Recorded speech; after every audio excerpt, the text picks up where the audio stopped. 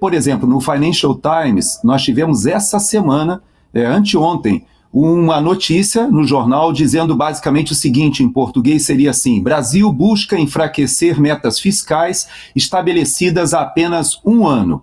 Mas o que me chamou a atenção desse jornal foi que ele tem um viés mais progressista, mais simpático até ao governo Lula, e, no entanto, na explicação dessa matéria, ele traz o seguinte: a administração esquerdista de Luiz Inácio Lula da Silva quer maior flexibilidade nas metas de superávit orçamentário.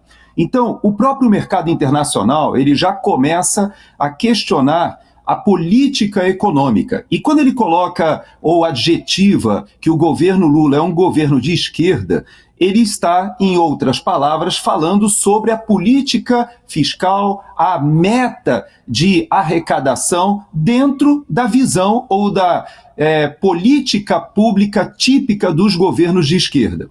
Essa conta nós já sabemos que não fecha, e no caso brasileiro, nós ainda temos uma memória muito recente o que aconteceu, a debacle petista durante a reeleição da presidente Dilma. Nós podemos dizer que o segundo governo Lula e o primeiro governo Dilma foram governos que aceleraram esse tipo de política pública ou de política econômica. Só para que a gente tenha uma ideia, assim, para efeito de comparação, eu vejo agora, se nós compararmos os períodos iguais, ou seja, os primeiros 14 meses de administrações dos últimos governos. Então a gente pega ali o Lula 2, por exemplo, nós tínhamos 247, um aumento, né, da dívida bruta sobe em 247 bilhões nesse período, do início do governo até esse mês mais ou menos de março que nós podemos contar. Nós já estamos em abril, mas vamos pegar até março. Quando a gente olha o governo Dilma 1, foi para 311. Quando a gente olha Dilma 2, 765. Ou seja, a debacle petista, o impeachment,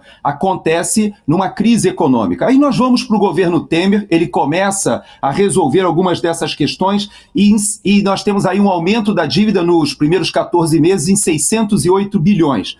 Quando nós vemos o governo Bolsonaro, esse aumento da dívida nos primeiros 14 meses foi de apenas 339 bilhões, ou seja, houve uma mudança radical na política econômica. E agora nós chegamos a 1 trilhão e 77 bilhões. É completamente insustentável. E nós já conhecemos esse filme, né, Paulo? Com toda certeza, né? E o que o Bolsonaro fez foi redução de ministérios, né? Como aconteceu na Argentina com Javier Milei. Você sai cortando aí os custos, os gastos. Agora o governo não tem dinheiro, ainda mais para pagar o quinquênio do judiciário, como quer o senador Rodrigo Pacheco, né?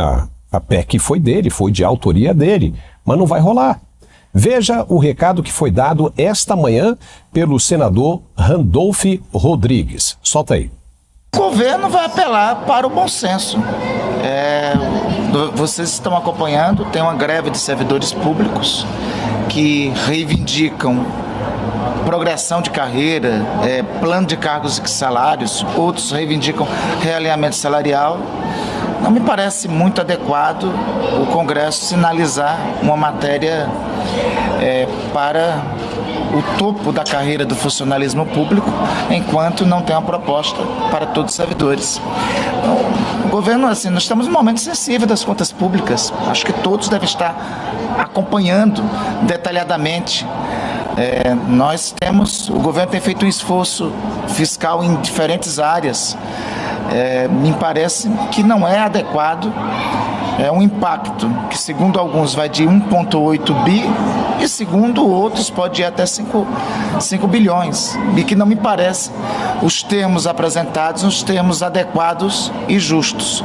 Então, nós vamos dialogar, pedir o bom senso e a reflexão do Congresso em relação a esse tema. Para quem duvidava, tá aí, o governo não tem dinheiro mesmo. E vai barrar uma PEC do presidente do Senado, Rodrigo Pacheco. Eu agora gostaria de ouvir a opinião dos dois a esse respeito. Primeiro do Coronel Gerson. Vai lá, Gerson. Essa falta de dinheiro, ela já estava, inclusive, analisada desde o ano passado. Eu posso dizer até antes, podemos dizer que isso já estava sendo considerado em novembro de 2022. E por que eu afirmo isso?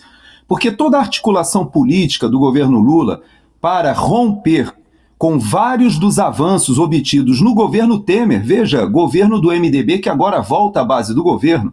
O governo Temer ele fez algumas modificações importantes, fez uma mini reforma trabalhista, fez uma adaptação que depois foi aprofundada ali pelo Paulo Guedes de uma mini reforma administrativa, uma reestruturação, mas essencialmente ele tomou duas providências, que foi justamente o teto de gastos e uma lei que desvinculava as estatais ou proibia as estatais de terem administradores ou diretores ligados aos partidos políticos, ligados ao próprio governo. Então, a lei das estatais e a lei do teto fiscal foram duas leis que foram articuladas logo nos primeiros dias e elas foram derrubadas ou pelo próprio Congresso ou, pior ainda, com a ajuda do STF.